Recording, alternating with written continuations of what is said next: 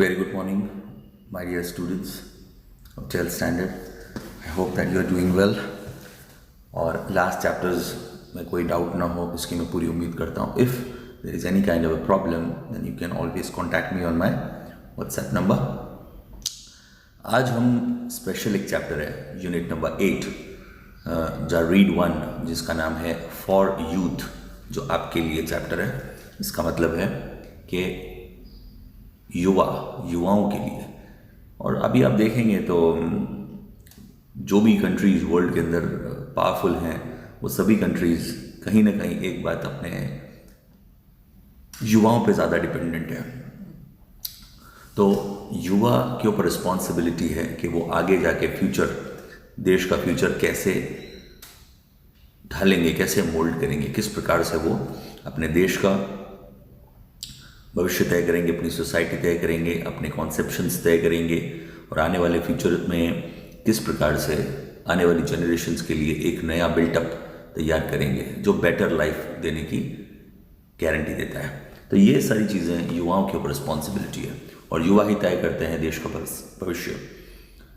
युवाओं के अंदर वो शक्ति है. तो अब युवाओं के बारे में बात तो हम हर पल करते रहते हैं, युवाओं को समझाने की ट्राई करते हैं. सभी आप सब युवा हैं.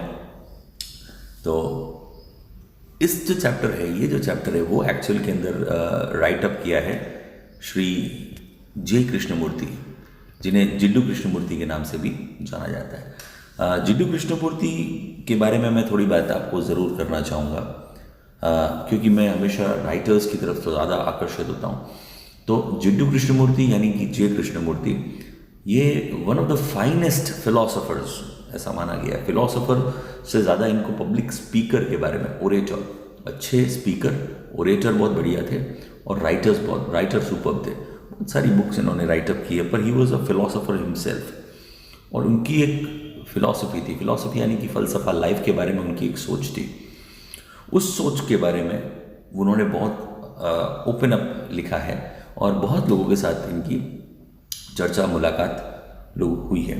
अब इनके जन्म के बारे में ऐसा कोई स्पेशल कभी भी कोई सबूत नहीं होता, पर ऐसा लोग मानते हैं कि average 11 May 1895 1895 11th of May में इनका जन्म हुआ था आंध्र प्रदेश में. मदनपल्ली जो गाँव है, और ये तमिल ब्राह्मण थे और 11 भाई बहनों में ये थे, जिसमें से 6 बच्चे चले गए. और ये भी बचपन में बहुत बीमार रहते थे. इनको मलेरिया वापस होता रहता था और बहुत यूँ बीमार, मतलब बहुत ज़्यादा एकदम क्षीणकाय हो गए थे. और पढ़ाई में भी कोई ज़्यादा इंटरेस्ट इनको था नहीं. डिम विटेड इनके जो टीचर्स थे वो इन्होंने ऐसा बोला, जब तक स्कूल जाते थे तब तक डिम विटेड थे. इनके फादर जो थे वो अंग्रेज़ों के यहाँ काम करते थे और he was a clerk over there. तो एक पढ़ाई के प्रति इनके फादर को थोड़ा था, तो पढ़ाई इनको करवाने के लिए स्कूल वगैरह भेजा जाता, पर इनको रस नहीं था.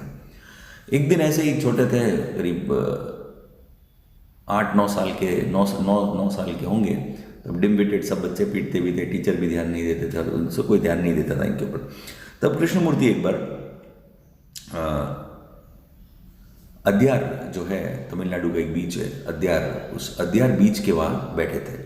उस बीच पे जब बैठे तो वहाँ से उधर बाय चांस वो जो थियोसॉफिकल सोसाइटी का जो ऑफिस है जहाँ पे उनके डैडी काम करते हैं उसके बीच के पास जब वो बैठे थे, तब वहाँ पर चार्ल्स वेबस्टर लीडबीटर एक इंसान वहाँ पे आए और वो किसी काम से आए थे. और उन्होंने जैसे जे कृष्णमूर्ति को देखा तो उन्हें मन के अंदर ऐसा कुछ हो गया कि मुझे पूरी उम्मीद है कि ये बच्चा आने वाले फ्यूचर को चेंज कर देगा और ये ऐसा स्पीकर बनेगा कि वर्ल्ड गुरु, विश्व गुरु के लेवल का ये काम कर पाएगा. ठीक है. अब बाकी सब जितने लोग थे वो सब इस बात से बेखबर हुए. उन्होंने बोला ये तो पॉसिबल ही नहीं है, इसको तो छोटा मोटा पढ़ना भी नहीं आता, ABCD भी नहीं आती और इज़ अ डिम विटेड गाय, बहुत छोटा बच्चा है, इसमें कुछ वो सेंस नहीं है. तो उनको पूरा भरोसा था चार्ल्स वेबस्टर लीडबीटर को. और वो फिर उन्होंने उनके पिताजी से बातचीत की और वो ऑफिशियल तौर पे बोले कि नहीं, मैं इस बच्चे के ऊपर अपना टाइम स्पेंड करूँगा. और लीडबीटर के जो पार्टनर्स जो थे वो थे एनी बिसेंट, जो थियोसॉफिकल सोसाइटी को चलाती थी. ठीक है. तो उन्होंने भी जब मुलाकात की इनसे जे कृष्णमूर्ति 9 साल के बच्चे से, तो वो भी उनकी ऑरा से प्रभावित हो गई। वो बोले नहीं, इस बच्चे में कुछ ना कुछ है। तो और उन्होंने बाद में उनको ट्रेनिंग देना शुरू किया, सब ट्रेनिंग में पढ़ाना शुरू किया। 6 महीने के अंदर ही पूरी इंग्लिश सीख गए, मतलब बोलना फ्लुएंटली, राइटअप करना, ABCD नहीं आती थी उनको, पर 6 महीने के अंदर ही उनका जो रुका हुआ जो अवरोध था वो बह गया और सब चीज़ें उनको आने लगी। और ऐसा ऐसा उन्होंने अपनी फिर लाइफ के अंदर तो बहुत ज़्यादा बुक्स भी लिखी हैं, बहुत बड़ा काम, बहुत सारे काम भी किए हैं, ठीक है। अच्छे अच्छे लोगों के साथ उनकी मुलाकात हुई, दलाई लामा के साथ उन्होंने बहुत बातें की और उनके जो परसेप्शंस थे वो उन्होंने ऐसा, और उन्होंने ऐसा माना है, एनी बिसेंट जो थियोसॉफिकल सोसाइटी के हेड थे, उन्होंने ऐसा माना कि ये लॉर्ड मैत्रेय का अवतार है, इनकारनेशन है, ऐसा बोला भी गया इनके बारे में।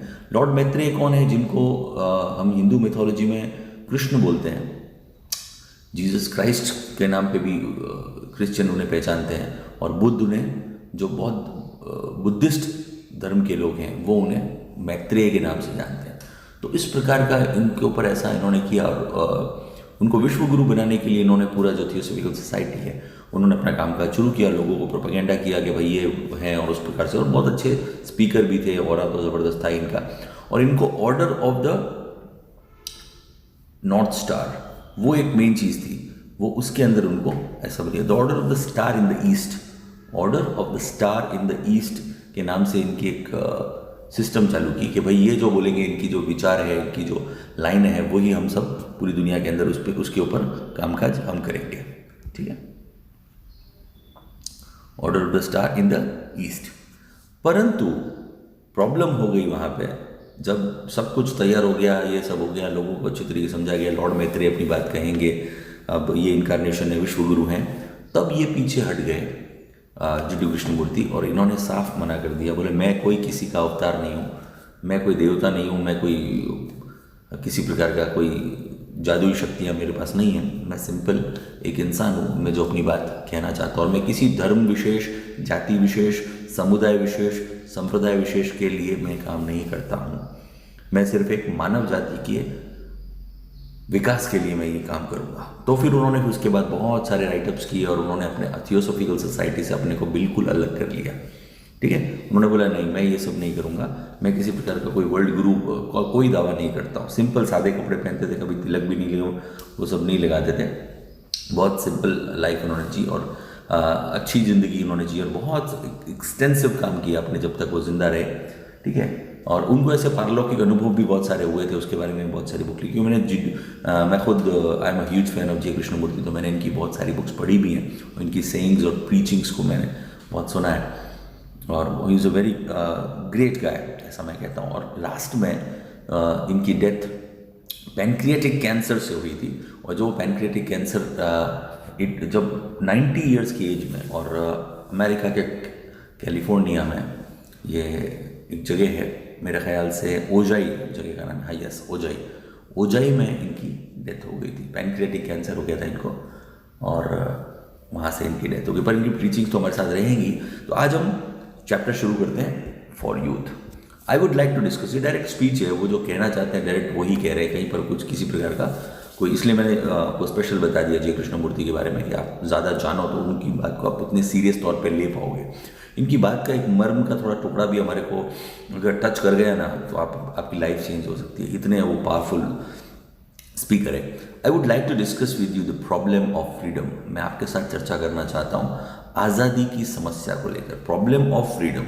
अगर आप आज़ाद हो जाते हो, या आज़ाद होना चाहते हो, या मन के अंदर आज़ादी की इच्छा करते हो, तो उसमें क्या क्या प्रॉब्लम्स आएंगी, वो मैं आपके साथ डिस्कशन करना चाहता हूँ। अभी डायरेक्ट अप्रोच किसके लिए है? यूथ के लिए, युवाओं के लिए, आपके लिए है। It is a very complex problem.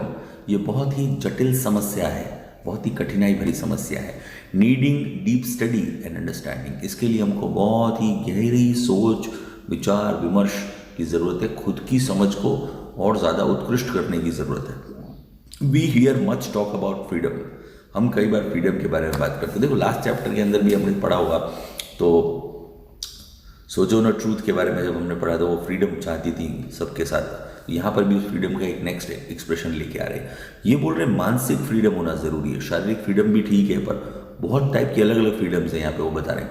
एक तो क्या है, हम हमेशा फ्रीडम के बारे में बात करते हैं, आज़ादी के बारे में बात करते हैं।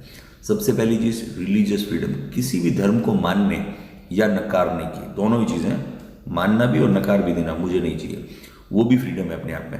And the freedom to do what one would like to do, सबसे बड़ी फ्रीडम हम उस बारे में चर्चा करते हैं कि आज़ादी का कितना लिमिट होना चाहिए कि हम जो चाहे वो कर सकते हैं। मैं आज़ाद होना चाहता हूँ कि भाई मैं चाहूँ ना उतने कपड़े पहन के मैं यहाँ से निकलूँ, मुझे कोई ना बोले, ये मेरे मन का है। मैं शरीर को मानता ही नहीं हूँ, शरीर नश्वर है, शरीर खत्म हो जाएगा, ये गीता का संदेश है।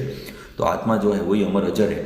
तो मैं क्या करता हूँ, आज मैं बिना कपड़े पहने हुए बाहर निकल जाता हूँ और बागावड़ी रोड पे आराम से चला जाता हूँ, पर वो भी एक प्रकार की हिंसा है।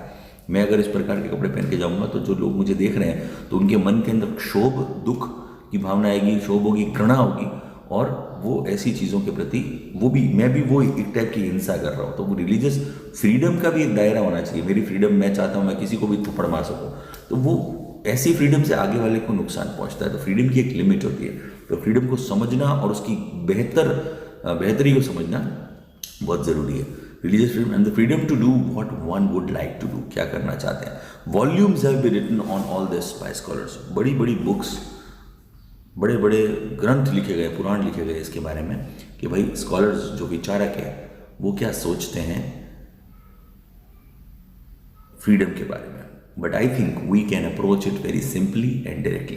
पर हमको सीधी सोच रखनी है, सिंपल सोच रखनी है और डायरेक्ट अप्रोच रखना है। And perhaps that will bring us to real solution. अगर हम सीधी सोच रखेंगे, सीधी अप्रोच रखेंगे, सामने से मुकाबला करेंगे और सामने से जानने का प्रयास करेंगे, तो हमें एक बात पता चलेगी, हम उसके रियल सोल्यूशन तक जल्द से जल्द एज सुन एज पॉसिबल पहुंच जाएंगे।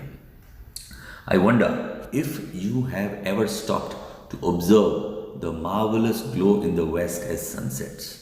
अब ये बोल रहे हैं कि टॉपिक थोड़ा सा डिविएट किया इन्होंने, और ये बोल रहे हैं फ्रीडम की बात हम कर रहे थे, उसके बाद इन्होंने बोला कि मैं ऐसी उम्मीद करता हूँ, मैं सोचता हूँ कभी कभी, मैं आई वंडर कि क्या आपने कभी भी कहीं रुके हो, एक समुद्र किनारे पे कहीं पर बैठे हो, या फिर कहीं पर भी छत के ऊपर एक ऐसे अकेले स्थान पे जब शाम के समय बैठे हो और दूर दूर कहीं पर सन जब डूब रहा है होराइजन में, तो वो जो एरिया है वो कैसा हो जाता है, मार्वलस ग्लो, एक शानदार चमक, ग्लो, एक चेहरे के ऊपर कैसी चमक है, निखार बोलते हैं वो, निखार आ जाता है इन द वेस्ट में as the sun sets with the shy young moon. और वहाँ पे आप देखेंगे तो एक जवान सा शर्मीला सा चांद भी आपको साथ में दिखाई देगा।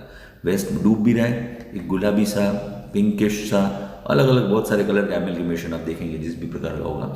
तो पर्पल हेज जिसको बोलते हैं, वो एक हल्का सा निखार वो आपको दिखाई देता है। उसके बीच में एक यंग मून मतलब पतला सा चांद टुकड़ा, क्रेशेंट मून जिसको हम बोलते हैं, वो हमको दिखाई देता है जस्ट ओवर द ट्रीज, पेड़ों के हल्का सा ऊपर। ये क्या कभी आप रुके हो ऑब्जर्व करने के लिए? मेन पॉइंट ये है कि आपने ध्यान दिया ये सब चीज़ें प्रकृति में हो रही हैं, कितनी सुंदर है। Often at that hour the river is very calm, और उस समय आप देखेंगे तो रिवर हमेशा काम रहती है। काम मतलब शांत तरीके से बहती है, उसका करंट स्लो हो जाता है, वो अपने तरीके से स्लो बहती है। And then everything is reflected on its surface, और हर समय उसके सरफेस इतना शांत हो जाता है कि आप उसके ऊपर देखो तो अपना मुंह भी उसके अंदर आप देख पाओगे।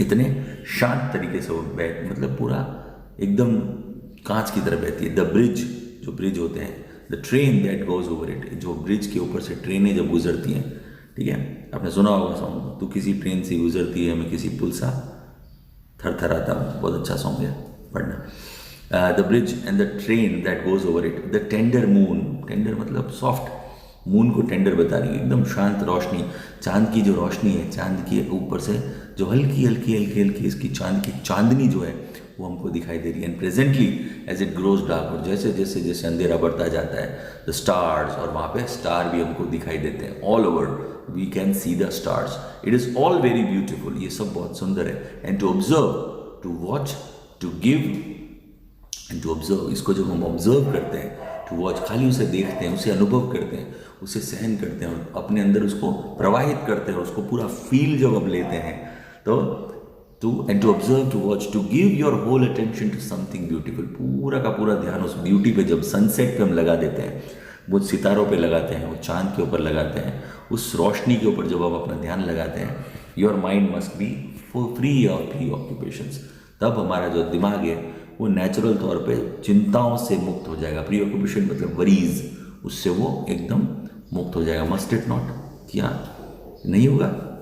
It must not be occupied with problem. उस समय हमें किसी चिंता के बारे में चिंतित नहीं होना है, कोई बात विचार ही नहीं करनी है, विद वरीज, विद स्पेक्यूलेशंस, हम चिंताओं से, स्पेक्यूलेशन मतलब अंदाजों से, आने वाले भविष्य में क्या होगा, किस प्रकार का जीवन जिया जाएगा, हम क्या करेंगे, आने वाले समय में क्या होगा, भविष्य की चिंता करेंगे और पास्ट की चिंता करेंगे तो वर्तमान में रहना मुश्किल हो जाएगा. It is only when the mind is very quite that you can really observe. इसीलिए आपका दिमाग जब एकदम शांत हो जाएगा, किसी चिंता से आप अलग रहेंगे, चिंता मुक्त हो जाएंगे, तभी हमारा जो दिमाग है वो अच्छे से अच्छी चीज़ों को ऑब्जर्व कर पाएगा, अच्छे तरीके से, बेहतर तरीके से देख पाएगा, प्रकृति के चमत्कारों को समझ पाएगा.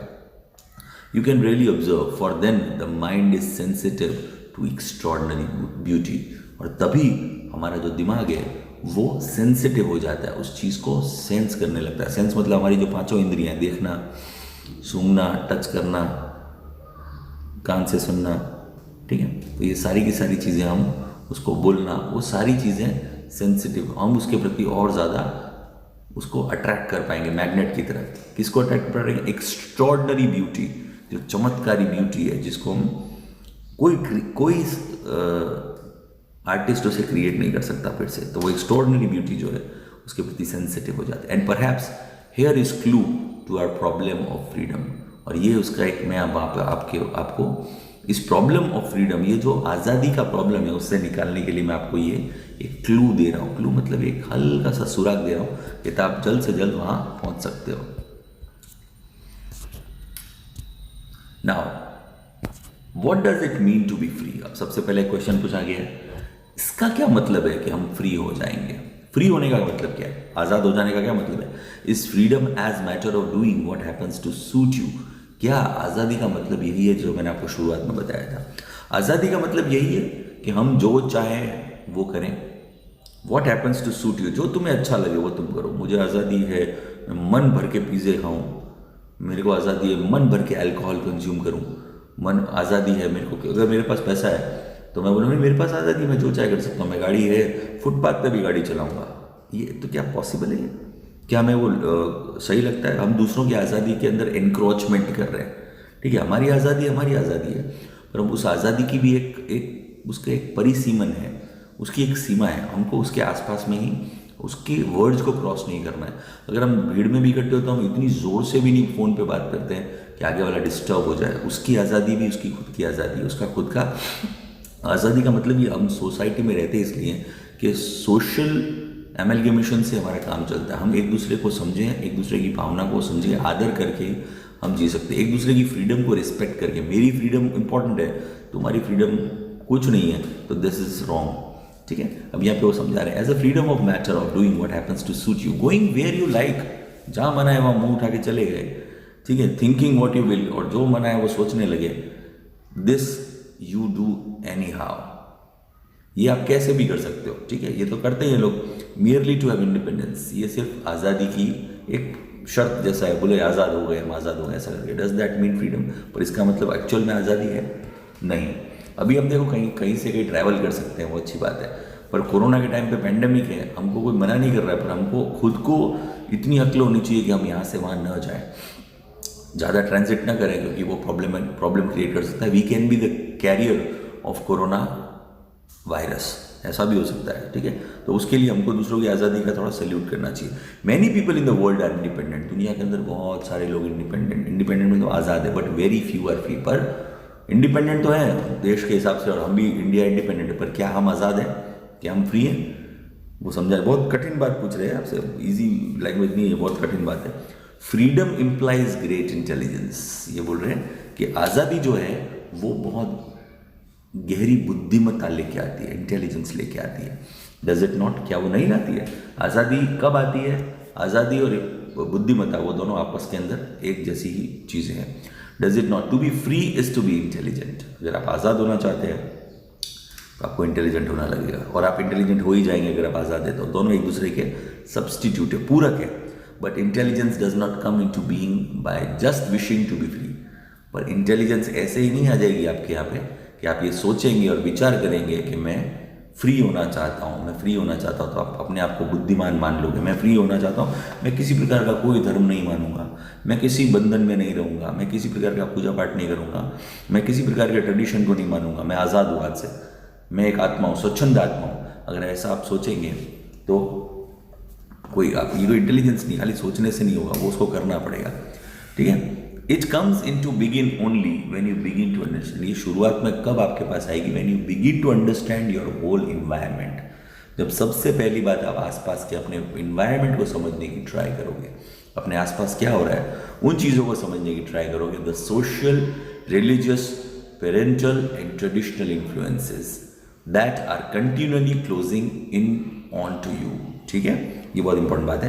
ये बोल रहे हैं जब हम कब आएगी, it comes in to begin only, शुरुआत में तब आएगी when you begin to understand, जब ये बात समझोगे योर होल इन्वायरमेंट, हमारे आसपास का वातावरण, द सोशल, हम कौन सी सोसाइटी में रहते हैं। सोसाइटी मतलब अपने जो आसपास के इलाके हैं उसकी बात नहीं कर रहे हैं, हम किस प्रकार के लोगों के बीच में रहते हैं। रिलीजियस, आपके धार्मिक भावनाएं क्या है, आपके धार्मिक विचार क्या है। पेरेंटल, आपके पिता माता और इनके द्वारा दी गई, आपके जो एंसेस्टर्स ने आपको कुछ गुण दिए हैं, क्या उनके प्रति आप सचेत हैं। एंड ट्रेडिशनली, जो और ट्रेडिशन आपकी परंपराओं में जो चला आ रहा है, इन्फ्लुएंसेस, जो प्रभाव है, वो that are continuously closing in on you, वो हर पल आपके ऊपर चढ़े रहते हैं। ठीक है, दिमाग के अंदर वो चीज़ें रहती है। मैं नॉन वेजिटेरियन हूँ, मैं वेजिटेरियन हूँ, आप अपने हिसाब से तय करते हो, आप तय ही कर लेते हैं आप लोग कि मैं मुस्लिम हूँ और नॉन वेजिटेरियन हूँ, तो भी मैं पिग कभी नहीं कंज्यूम करूँगा, क्योंकि हमारे ट्रेडिशन में पिग नहीं खाया जाता। अब उसको क्यों नहीं खाया जाता? नहीं, वो हराम है। क्यों हराम है? क्योंकि वो उसके रीजंस उन्होंने दिए हैं उनके स्क्रिप्चर्स में। अब उसको ब्लाइंडली हम फॉलो करते रहते हैं। सेम चीज़ हम बहुत सारी चीज़ें हिंदू भी करते हैं कि नहीं मैं वेजिटेरियन हूँ, ये वो। अब आप अलास्का के अंदर आप जाओगे, अलास्का के अंदर रहोगे तो वहाँ पे तो कोई श्रब्स ही नहीं है। और बुद्धिस्ट मंक भी ऐसे हैं जो हमेशा नॉन वायलेंस की बात करते हैं पर वो चिकन खाते हैं। तो अलग अलग जगहों पे आप देखेंगे ना तो बहुत अलग अलग चीज़ें आपको देखने को मिलेंगी। तो पर हम अपने बारे में हमको सोचना है कि हम उससे इन्फ्लुएंस, इतने ज़्यादा इन्फ्लुएंस है कि हमारे ऊपर आ जाता है वो, नहीं मेरे को ये नहीं करना है, मेरी परंपरा में ये नहीं है। तो वो परंपराओं की बेड़ियों में हम कहीं पर जकड़े हुए हैं तो हम फ्री नहीं है। ठीक है, क्लोजिंग ऑन टू यू। एक मिनट में, हाँ बस आज के लिए इतना ही करते हैं, फिर मैं आगे फिर इससे पढ़ाऊँगा। ठीक है, जय कृष्णमूर्ति के बारे में प्लीज़ फॉर गॉड सेक ज़रूर पढ़िए। इनके बारे में इनके वेब पेजेस हैं बहुत सारे। Wikipedia the one of the best thing to read about J Krishnamurti. इनकी फेमस बुक है उसके बारे में, Krishnamurti's notebook, the only revolution, the first and the last freedom. ये बहुत अच्छी बुक है, इसको ज़रूर पढ़ना। और कृष्णमूर्ति नोटबुक बहुत अच्छी है, उसे आप ज़रूर पढ़ें। और कुछ और बुक्स के मैं आपको नाम भी बता दूंगा, तो उसमें आप ज़रूर जाना। जिड्डू कृष्णमूर्ति की जो बायोग्राफी है वो बहुत अच्छी है, वो भी आप पढ़िएगा। इसमें मेरे ख्याल से पुपुल, मुझे नाम थोड़ा कन्फ्यूजन है, बहुत पहले मैं बहुत पढ़ता रहा हूँ इन्हें, इसलिए मैं थोड़ा पुपुल, शायद पुपुल थे इनके बायोग्राफर, जिन्होंने इनके बारे में बहुत बढ़िया लिखा। हाँ, पुपुल जयकर ने बहुत बढ़िया इनके बारे में लिखा है और बहुत सारी कोट भी उनके बारे में की है। ठीक है, the boy had always said that I will do what ever you want, इन्होंने ऐसा कहा था। There was an element of subservience, obedience. The boy was vague, uncertain, woolly. He didn't seem to care what was happening. He was like a vessel with a large hole in it. Whatever you put in went through, nothing remained. जब वो पहली बार नए मिले थे इनको 8-9 साल की उम्र के अंदर, तब ये बात किसने कही थी? ये बातें कही थी चार्ल्स वेबस्टर लीडबीटर। उन्होंने बोला कि वो जब थे वो हर बात मानते थे हमारी, बहुत ओबीडियंट थे और वो इस प्रकार के थे कि उनके अंदर कोई भी आप लिक्विड डालो पर वो नीचे उनके छेद था तो सब कुछ निकल जाता, नॉलेज उनमें से निकल जाता। तब उस प्रकार जब मिले थे तब उस अवस्था में थे, पर जब डेवलपमेंट उनका हो गया एनी बेसेंट के साथ और जो नॉलेज उनका गेन स्टैंडर्ड लेवल पे चला गया, तब वो बहुत ही विशेष प्रकार के व्यक्ति बने। ये बहुत देखने लायक बात है। इसमें आप एनी बेसेंट के बारे में भी आप ज़रूर पढ़िए। और चार्ल्स वेबस्टर लीडबीटर बहुत ही ज़बरदस्त इंसान है, ऑकल्टिस्ट थे वो और वर्ल्ड के बहुत फेमस ओकल्टिस्ट है। ओकल्टिस्ट क्या होता है उसको भी आप जानना ज़रूर, बहुत एक अलग टाइप की चीज़ है वो। कई लोग हम बेसिक लैंग्वेजेस के अंदर उन्हें माइंड रीडर भी कहते हैं, वो आपका दिमाग रीड कर सकते हैं, तो ऊंचे लेवल के थे। तो वो और उनके ऐसा माना जाता है कि वो कई बार बहुत, मैं इस बारे में ज़रूर चर्चा करूँगा और भी, क्योंकि मैं उनके बहुत सारे इंसिडेंट्स बताऊँगा कि वो कृष्णमूर्ति के बारे में भी ऐसा बोला जाता है, लीड बीटर और कृष्णमूर्ति जब शाम के समय बैठते थे तो वो अपने सूक्ष्म शरीर में से निकल के और हिमालय के योगियों के साथ चर्चा करने के लिए, पुराणों के बारे में और अलग अलग की चर्चा करने के लिए, उनकी आत्मा शरीर में ही रह जाता था, आत्मा में चली जाती है और उसके बारे में रात भर वो डिस्कशन करते और सुबह 5-6 बजे वापस वो अपने सेंसेस में आते, तब तक वो ध्यान की मुद्रा में रहते थे और फिर वो उसके बारे में नोट्स बनाते थे। ठीक है, तो ये जो मैं आपको बता रहा हूँ, जो कृष्णमूर्ति नोटबुक, वो सारी वो ही है। ठीक है, तो उसके बारे में ज़रूर पढ़िएगा, बहुत ही अलग चीज़ है, पारलौकिक चीज़ है। ठीक है, पैरागैलेक्टिक चीज़ है, ये अलग ही चीज़ है। तो आप मज़ा आएगा आपको ये पढ़ के, और ये चैप्टर बहुत अच्छे है। और plus J Krishnamurti is a very reverent man, बहुत ही पवित्र इंसान है और मैं इनके बहुत वर्क्स पढ़ता रहा, मैं ह्यूज फैन हो गया। ठीक है, तो आज के लिए इतना ही, आगे बढ़ेंगे।